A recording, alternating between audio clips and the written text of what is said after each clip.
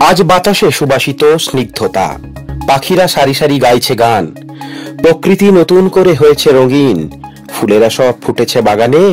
আজ আমাদের সবচেয়ে প্রিয় বাদল তার শুভ জন্মদিন। শুভ জন্মদিন। আজকের এই দিনে সবকিছু হোক আবার নতুন করে, সুখের স্মৃতিটুকু থাক কাছে, দুঃখগুলো যাক দূরে।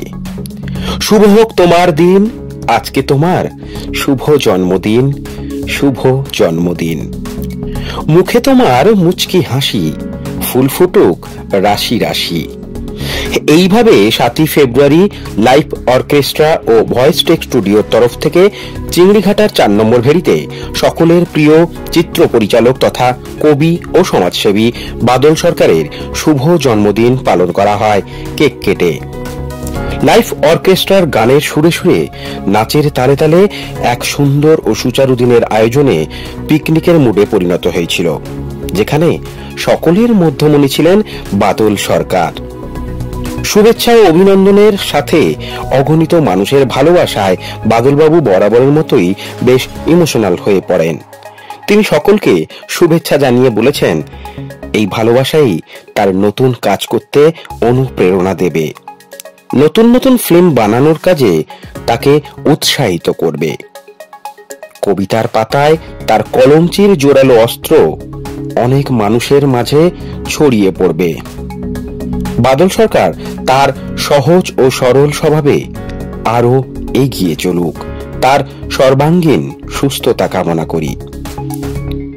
ইতিমধ্যে জন্মদিনের দিনেই তাকে কলকাতা বইমেলায় অক্ষরস্রোত সাহিত্য পত্রিকার তরফ থেকে মাইকেল মধুসূদন দত্ত স্মৃতি স্মারক তুলে দেওয়া হয়। এটা কিন্তু কম প্রাপ্তি নয়। বাদলদাকে জানাই অনেক শুভেচ্ছা এবং শুভ জন্মদিন।